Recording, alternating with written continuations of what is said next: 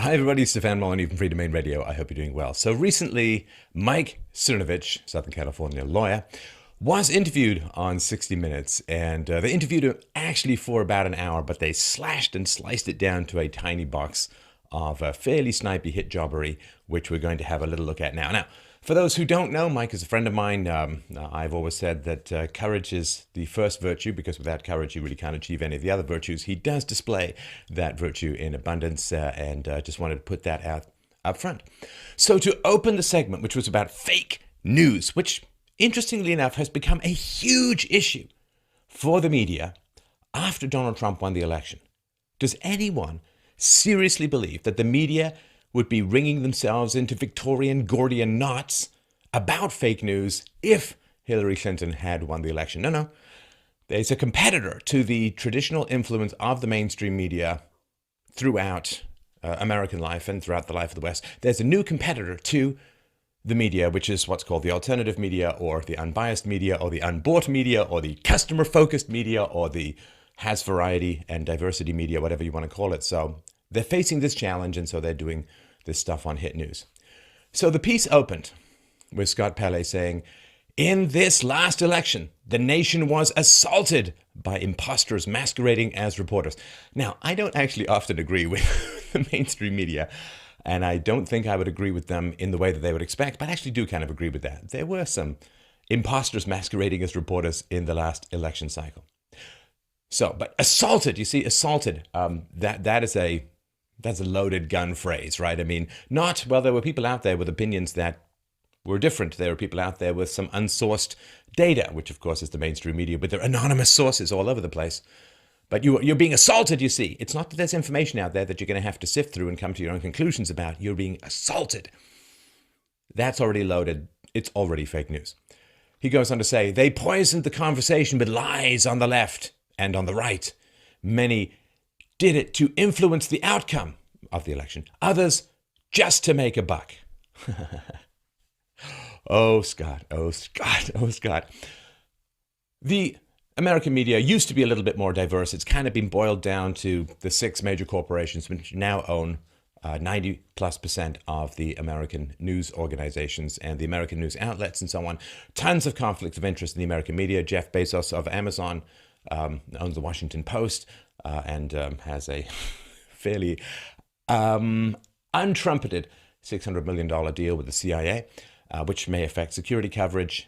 Carlos Slim, robber baron in Mexico, owns significant portions of the New York Times, and he has a goal to push illegal immigration or legalization, because people from Mexico go to America and then send back remittances, which are then used to buy Carlos Slim's products in Mexico. So lots of conflicts of interest. So the idea that, particularly in Washington, where the vast majority of reporters donate to the Democrats, they are on the left. The idea that these true echo chambers of mainstream media, at least if you're in the alternative media, you have to research the mainstream media. If you're in the mainstream media, you're just all talking back and forth to each other, and it's a real echo chamber.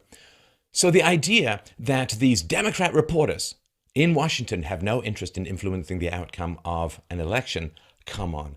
The idea that reporters, or anyone in the media, or anyone who's breathing and doing anything in the remnants of the free market, might want profit, might want to make a buck. Christ almighty, to actually view this 60 Minutes thing, I had to sit through a whole bunch of ads. Oh no, I wonder if reporters who are significantly left want to influence the outcome of an election or make a buck. See, they can't help themselves. They can't. This projection from the left, where they accuse you of what they themselves are doing. They don't even know it, and it's so predictable. But it gets even worse. Scott goes on to say, "The president uses the term fake news to discredit responsible reporting that he doesn't like." All right, so we're talking about fake news. We're talking about real facts, verified facts, professional news organizations, which we're going to get into in a moment. And he starts off by saying, "The president uses the term fake news to discredit responsible reporting that he doesn't like." See, Again, they can't help themselves. They're talking about real news versus fake news, opinion journalism versus fact-based journalism, because opinions, doesn't have to be sourced or anything. It's just what you think. I like ice cream. Look, there's my contribution. Where's my Pulitzer for reporting? But when they say the president uses the term fake news to discredit responsible reporting that he doesn't like, where the hell is the source for that? Where the hell are the facts about that? That's not source. That's pure opinion journalism. In 60 Minutes, where they're talking about an examination of fake news. Do you understand? They can't help themselves. It's a weird compulsion. So Scott Pelley at 60 Minutes goes on to say, but we're going to show you how con artists insert truly fake news into the national conversation with fraudulent software that scams your social media account. The stories are fake, but the consequences are real. Bum, bum, bum. And before we get into details, let's do the big picture, right? There's survey after survey after survey showing that the American public does not trust the mainstream media. It's abysmal. They just don't trust the American media. So they're going elsewhere for their facts. The second thing is the people on the left have a very, very big problem in that they predicted that Hillary was going to win, particularly the mainstream media on the left. Overwhelmingly, confidently predicted that Hillary was going to win, and Hillary lost. So there's a huge crack in the narrative. And how on earth are you going to maintain any credibility when you keep getting things wrong? Let's just be as nice as possible. Let's not say it's lying. Maybe they truly believe it.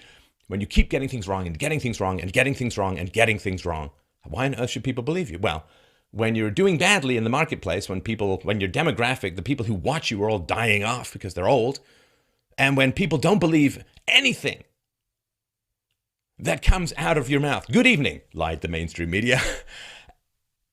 Well, what do? Well, you can either improve your own product or you can attack your competitors. So let's be very, very clear about what is going on here. So Scott Pelley, in describing Mike Cernovich at dangerandplay.com, said he reached Twitter followers 83 million times last month.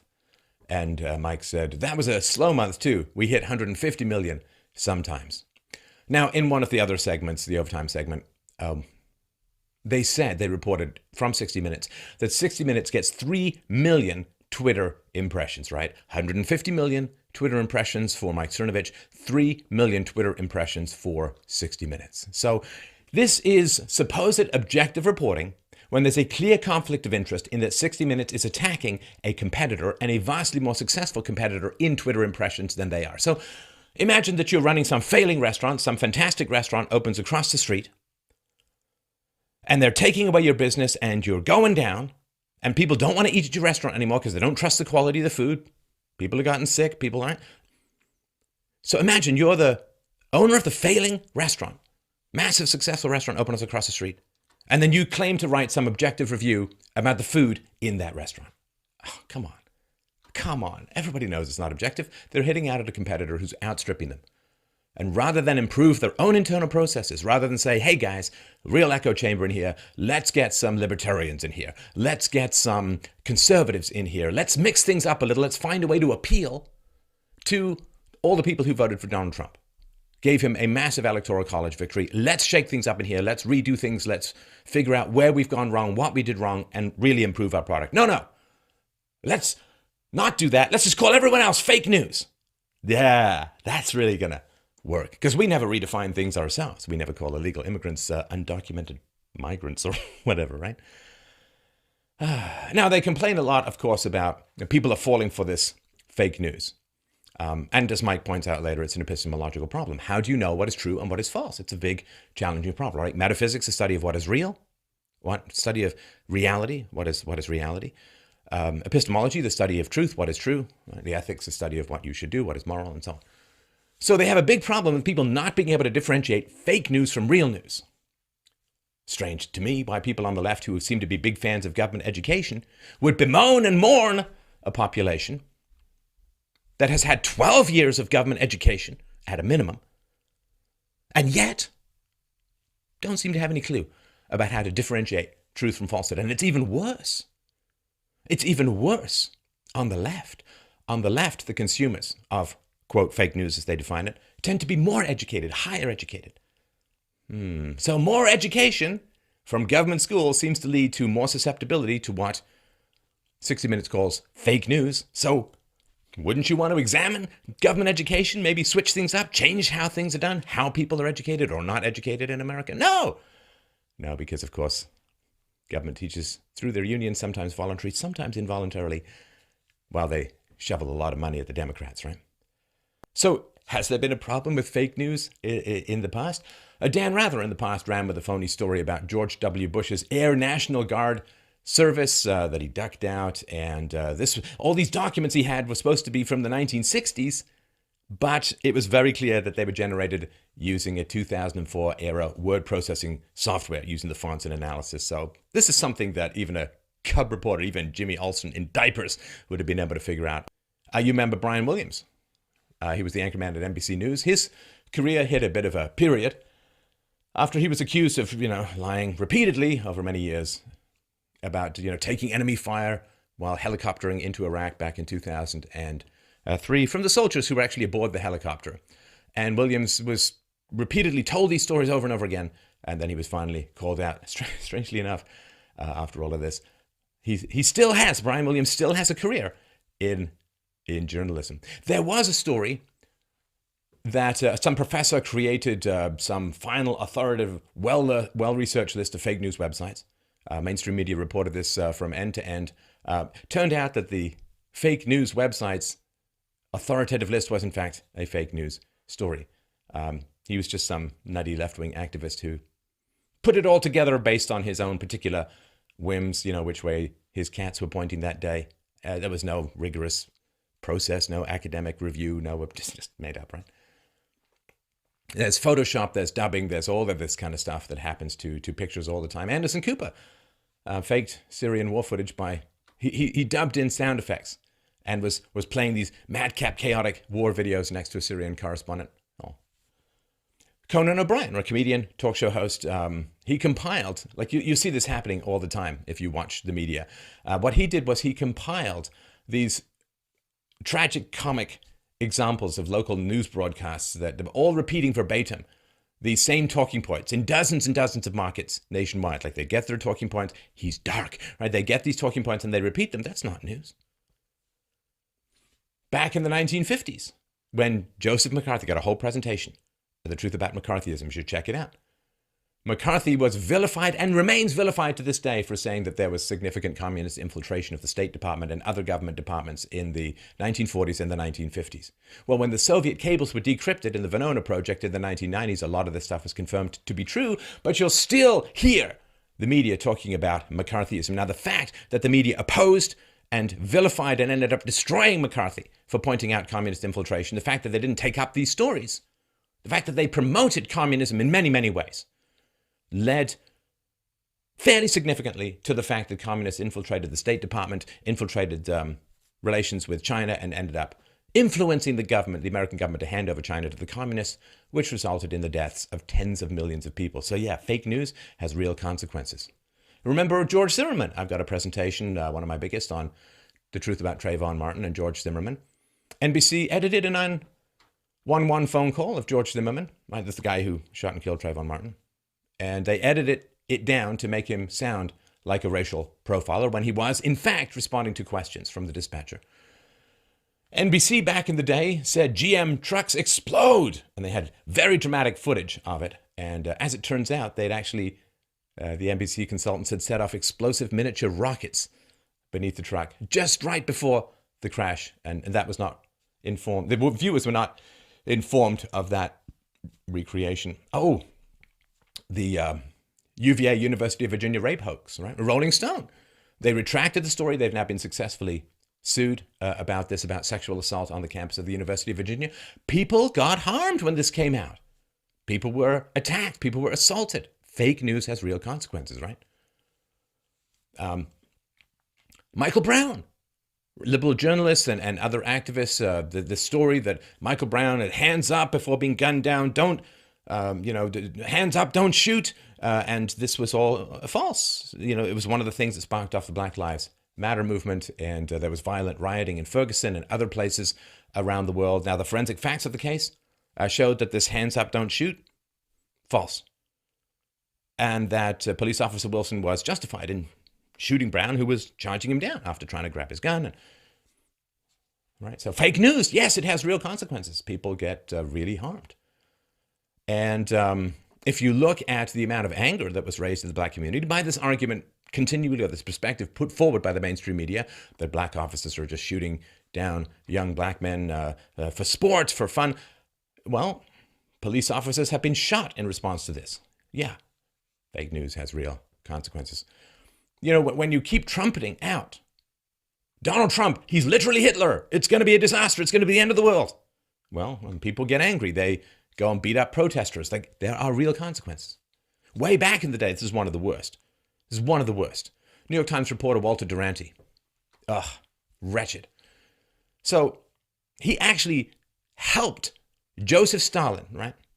Communist Russian dictator, conceal what's called the Holodomor, right? Which is one of the worst crimes against humanity ever perpetrated, at least in the 20th century. This was the forced starvation of over 1.5 million people in Ukraine between 1932 and 1933. And he actively covered this up, got a Pulitzer, which has never been rescinded. Just astounding. In the conversation between Mike and Scott, which is presaged, right? What comes right before it is a guy who openly says that he makes up stuff and doesn't believe what he says, and he's writing fiction and making money out of creating stories about, Ebola quarantines and stuff like that. So that is, of course, that's fake news, but that's completely admitted to be fake news. It's all clickbait, it's made up stuff. And the guy says he's writing fiction, he's making stuff up. Now, in the same category, of course, they put Mike. See, they put that first to make you think, oh, this is what fake news is, just people making stuff up. And then they put Mike in. It's this all manipulation and nonsense, right? The question around Hillary's Parkinson's quote diagnosis, right? So there was a doctor out there who claims he has some experience with Parkinson's, who says that he thinks Hillary Clinton has Parkinson's. And Mike Cernovich republished this, and he said, critique this and review it and so on. And this is brought up in the conversation between Mike and Scott from 60 Minutes. And Scott says that this story, quote, got so much traction, it had to be denied by Clinton's doctor and the Parkinson Foundation. Because the problem is, of course, that this doctor had not examined Hillary Clinton. And I don't know, I mean, obviously Hillary Clinton's doctor had examined her, but the Parkinson's Foundation had not. So if it's wrong to provide medical advice or information without examining someone, then why bring up the Parkinson's Foundation rejection of the claim that she had Parkinson's when they have not examined her either? Did the mainstream media get really, really upset at the significant number of mental health, quote, professionals who claimed to be able to diagnose Donald Trump's mental illnesses from a distance? He's a this, he's a that, he's a the other, and I should believe me because I have a PhD in this, that, and the other. Were they calling this fake news? Come on. Hillary's health was an issue. She's fallen over, she's coughing up half a lung sometimes. And she herself claimed memory loss from a head blow when she was talking to the FBI, as she seemed to do every other day. So, yes, there was an issue with Hillary Clinton's health. Now, Scott says when she fell over, right, at the 9/11, after the 9/11 speeches, she fell into the van. Scott said she had pneumonia. Like it's a fact. Well, of course, the fact is within the same day. First of all, she goes and stays at her daughter's apartment where there are kids around, and then she's hanging out with a kid later. If you got pneumonia. No, it was the non-transmittable kind. All right. So Scott says she had pneumonia. It's a fact, which denies the Parkinson's diagnosis. And Mike asked quite reasonably, how do you know that? Who told you that? And Scott says, the campaign. Oh, Scott, don't go in with Mike without being aware of this kind of stuff. Mike says in the headshot heard around the rhetorical world, why would you trust the campaign?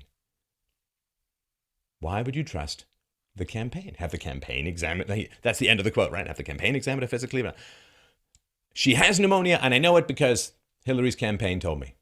Why would you trust the campaign? Perfectly legitimate question. Scott does not answer it. Pivots. The point is, he moves on to something else. And everyone can see that he's not answering. He's not answering the question. And the way to dispel any questions about Hillary's health would be for Hillary to release her health records. Now, the media was all over Donald Trump releasing his tax records so that they can provoke class envy and so on. What about Hillary's health records? Is that not a little bit more relevant when she seems to be showing signs of some potentially significant illness? It seems to be the case. Now, then they turn to bots, and of course it has to fit Russia narrative, so they talk about bots that you can buy from Russia to boost your Twitter retweets and so on. And yeah, you can. And what's funny is that even when they go and buy a couple of thousand bot retweets, they still can't get their story to trend from 60 Minutes because they sort of do this live as an example. But what's interesting, I shouldn't laugh. I mean, it's so predictable. Oh man, 60 Minutes, you don't even know what a world of hurt you're in for, because now everyone's going to go over everything that you've ever said that was false and retweet it as fake news, and everyone's going to go through all of your archives, going to focus on Scott Pelley. Oh man, you don't know what bear you have poked, because you've been in the driver's seat for so long you don't realize that pretty soon you're going to be the metaphorical equivalent of the snitch tied up with twine in the backseat of Joe Pesci's car. So this is, people went to look this up, because see, it's really, really bad that you can have fake media accounts, that you can influence numbers with people who aren't even real. So of course people went and looked this up. Now, 4 years ago, the 60 Minutes Twitter account only had 63% real users, right? 63, which means more than a third were indicative of bots. There's no proof for sure, but 63% real users as of 4 years ago.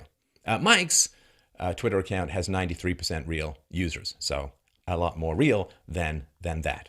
Now, they did update, just before I did this, I checked it, and they just updated it recently, and it's no longer 63% real users, because that was 4 years ago. So 60 Minutes has updated their verification of real versus fake users. And again, this is not perfect, but it's an indication. And instead of 63% real users as of 4 years ago, now they have 61% real users. So they've gone the wrong way. They've gone the wrong way. Now, the question is that they keep using these adjectives, right? It's professional, it's fact-checked, and so on. Professional news organizations. What does that mean? Well, it means that, I guess, what does it mean? You've gone to school and you've learned in the social justice warrior paradise of reporting school how to hate white people. I don't know. But yeah, 6 corporations control 90% of the news. Now, do these corporations have any kind of agenda? The fact that Democrat central newsrooms, do they have any kind of agenda? And pushing race baiting, for instance, pushing feminist narratives, hiding crimes from particular demographics and pushing crimes of other demographics. Do they have an agenda? Ooh, how about the fact that they rely on advertising and advertisers? Do the advertisers ever have an agenda for them to avoid the more challenging and controversial topics? The media has become not only false and predictable in my view, but incredibly bland. Don't you already know what they're going to say, what their stand is going to be on just about any subject under the sun? You know, pick up a liberal media and race relations, global warming, national debt, Democrats, Donald Trump, Republicans. You know what they're going to say. The alternative media is winning because we're not boring. We'll actually take on challenging and difficult topics. We'll bring on people who disagree with us. We will not, lick the legs of one guy and then try and sucker punch the next guy because we don't like him. I mean, we're not boring. We're not boring. We're interesting. We're actually able to do challenging, controversial topics. Now, of course, certain outlets are trying to shut that down with demonetization and so on. Too controversial, too interesting, too factual. Blah. So, of course, I mean, saying that your enemy has an agenda is indicating subtly, and maybe not so subtly, that you don't have any kind of agenda, which is nonsense. I mean, one of the things that is said about people not on the left, and I think it's true, and they'll say it themselves, is that people on the left claim to have no bias, no agenda. We're objective. It's facts. It's objective. And people on the right say, we have an agenda. We have a bias, and we're open about it. Who's more honest? And then they complain in the segment about internet echo chambers. Ooh, internet echo chambers. Boy, wouldn't it be tragic if the newsrooms in America didn't even remotely reflect the spread of political opinions in America. Boy, wouldn't that be a real echo chamber? So then we get to the meat of the matter. And maybe I've had a bit of an influence on my friend, or maybe he came to this by his own speed and motor, but comes down to the fundamental question. And I am so happy that this fundamental question is being asked in such a widely disseminated platform as 60 Minutes, because it's really the meat of the matter. So Scott Pelley asks, Mike, how do you decide if something is true? And Mike says, how does anyone decide? That is an epistemological question. Mwah! Beautiful. Beautiful. First time that word has reared its head in the mainstream media since, I don't know, the trial of Socrates. No, actually, Socrates wouldn't have used the word epistemological either. But anyway, that is an epistemological question, says Mike. What is the nature of truth? How does anyone ascertain what is true or is false? It's a big question. Billions of man-hours have been burned up over thousands of years to try and corner that question. It's a moving target. It's a challenging target. And we need the rigid discipline of reason, evidence, philosophy, and so empiricism to hang on to the truth, which is a soap-slippery son of a bitch, frankly. So, what is the nature of truth? How do you know what is true and what is false? What is epistemologically valid? It's a great question. And Scott, and it's a trap. Because if Scott says, well, it's really hard to figure out what is true and what is false, then that's honest, but then the whole segment on fake news collapses. So Scott has to say that it's easy. So Scott says, well, you ask questions, you verify the information. It's not that hard. Asking questions is... What is that? What are the hit dice of an adult red dragon in 2nd edition AD&D rules? You ask questions. You verify the information. How do you verify the information? How do you even choose which segments to run? It's a big question.